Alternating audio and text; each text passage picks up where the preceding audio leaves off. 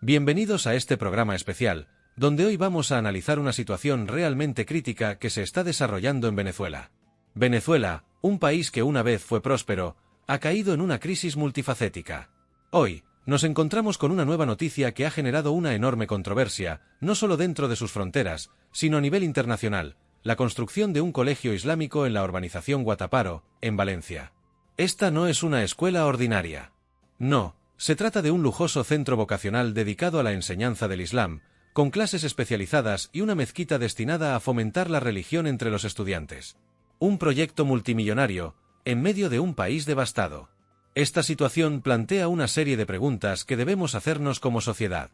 En primer lugar, ¿cómo es posible que en un país donde las escuelas públicas están en un estado de completo abandono, con techos derrumbándose, baños inservibles y maestros que han huido debido a los salarios miserables, el régimen de Maduro construya una institución educativa de tal magnitud? Los niños venezolanos, quienes deberían ser la prioridad, están siendo dejados de lado, mientras los hijos de individuos relacionados con el terrorismo y el crimen internacional reciben privilegios inusitados. La construcción de esta escuela islámica es un claro reflejo de las prioridades del régimen chavista, un régimen que se ha apartado completamente de los intereses del pueblo. En lugar de invertir en el bienestar de su ciudadanía, Maduro y sus aliados han optado por alinearse con fuerzas extranjeras y grupos extremistas. Este colegio es solo una pieza más en el complejo ajedrez geopolítico que Maduro está jugando, un juego peligroso en el que busca consolidar su poder apoyándose en aliados no convencionales y, en muchos casos, indeseables. No debemos malinterpretar el propósito de este análisis. Aquí no estamos criticando la religión islámica como tal. El Islam, como otras grandes religiones del mundo, promueve la paz, el entendimiento y la convivencia. Sin embargo, en este caso específico, lo que estamos viendo es la utilización del Islam como una herramienta para otros fines. Fines que no tienen nada que ver con la espiritualidad, sino con el poder, el control y la expansión de redes de crimen organizado. Esto nos lleva a otro punto clave: la internacionalización del conflicto venezolano. Venezuela, bajo el mando de Maduro, ha dejado de ser un simple estado fallido para convertirse en un santuario de grupos que operan al margen de la ley.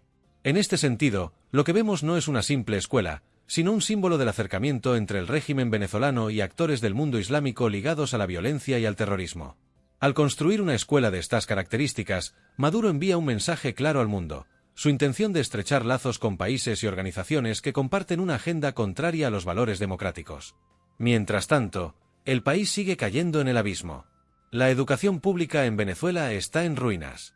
Los maestros, aquellos que no han emigrado buscando un futuro mejor, apenas sobreviven con sueldos de miseria. Los niños venezolanos, que deberían estar recibiendo una educación de calidad, son las verdaderas víctimas de esta crisis. Mientras los hijos de los poderosos disfrutan de escuelas lujosas, la mayoría de los jóvenes del país ni siquiera pueden soñar con asistir a un colegio que les proporcione las herramientas para construir un futuro digno. Pero este es solo uno de los muchos problemas que enfrenta Venezuela hoy en día. En paralelo a esta crisis educativa, el aparato represivo del régimen sigue en pleno funcionamiento. La persecución de opositores, activistas y ciudadanos comunes ha llegado a niveles nunca antes vistos. Las violaciones de los derechos humanos, documentadas por organizaciones internacionales, ocurren con una frecuencia alarmante. No podemos olvidar que en Venezuela, la tortura, las desapariciones forzadas y las ejecuciones extrajudiciales se han convertido en herramientas rutinarias del gobierno para silenciar cualquier disidencia. Uno de los arquitectos de esta maquinaria represiva es Alexander Granco, un individuo que ha utilizado su influencia para crear una red de represión paralela dentro de las fuerzas de seguridad del Estado. Granco no solo dirige operaciones ilegales de detención y tortura, sino que además ha creado su propia estructura dentro del aparato policial. Esto nos muestra un aspecto más oscuro de la dictadura: la existencia de grupos de poder que operan con total autonomía, fuera de cualquier control institucional, lo que ha permitido que la represión sea aún más brutal y sistemática. A medida que Maduro estrecha lazos con grupos extranjeros y expande su aparato represivo, la comunidad internacional parece dividirse entre quienes condenan el régimen y aquellos que, por razones económicas o estratégicas, lo apoyan. En el caso de Estados Unidos, la política hacia Venezuela ha sido, en el mejor de los casos, inconsistente. Durante el mandato de Donald Trump, se aplicaron duras sanciones que pusieron al régimen de Maduro en una situación económica crítica. Sin embargo, bajo la administración de Joe Biden, hemos visto ciertos retrocesos en esa política, con permisos renovados para que empresas estadounidenses extraigan petróleo venezolano. Este vaivén en la política exterior estadounidense ha generado confusión y ha permitido que Maduro gane tiempo. No obstante, las elecciones en Estados Unidos podrían cambiarlo todo. Si Donald Trump regresa al poder, como muchos pronostican, es muy probable que el régimen de Maduro enfrente una presión sin precedentes. Trump ha sido claro en su postura hacia Venezuela y ha prometido tomar medidas más drásticas contra el chavismo, medidas que Biden, hasta ahora, ha evitado implementar. Esto nos lleva a una reflexión más amplia sobre el destino de Venezuela. La comunidad internacional, encabezada por organismos como la ONU, ha condenado enérgicamente al régimen de Maduro, describiéndolo como una dictadura que viola sistemáticamente los derechos humanos. Las recientes condenas a Venezuela por crímenes de lesa humanidad no han sido suficientes para detener el aparato represivo. A medida que se intensifican las tensiones internas y externas, el futuro de Maduro parece cada vez más incierto. Además, la economía venezolana sigue colapsando. Aunque el régimen ha tratado de vender una imagen de estabilidad económica, la realidad es que el país se encuentra sumido en la hiperinflación y la pobreza. La mayoría de los venezolanos no tiene acceso a alimentos básicos, medicinas o servicios esenciales. Mientras tanto, el chavismo sigue enriqueciéndose a expensas del pueblo. El caso de Elvis Amoroso es un claro ejemplo de la corrupción que impera en el país. Amoroso, un funcionario clave del régimen, fue detenido brevemente en lo que parecía ser una purga interna, pero fue liberado rápidamente para desmentir las noticias sobre su arresto, en un intento más del gobierno para controlar la narrativa pública. En este contexto, las elecciones presidenciales en Venezuela, programadas para el año 2025, se presentan como un momento crucial.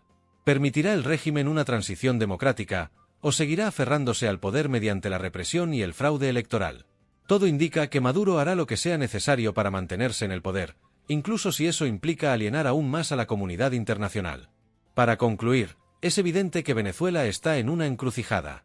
El país se enfrenta a una crisis de dimensiones históricas, con un gobierno que ha perdido toda legitimidad y un pueblo que lucha desesperadamente por sobrevivir. A pesar de las dificultades, hay razones para la esperanza. La resistencia interna sigue viva, y la presión internacional se intensifica cada día. Lo que suceda en los próximos meses, tanto en Venezuela como en el escenario internacional, determinará el futuro de la nación. Maduro, al final, no podrá escapar de la justicia. Ni siquiera un viaje a la Luna en uno de los cohetes de Elon Musk lo salvará de lo que se avecina. Gracias por acompañarnos en este análisis. Mantengamos la esperanza, porque un cambio está en el horizonte, y aquellos que han cometido crímenes contra el pueblo de Venezuela pronto enfrentarán las consecuencias de sus actos. ¡Hasta la próxima!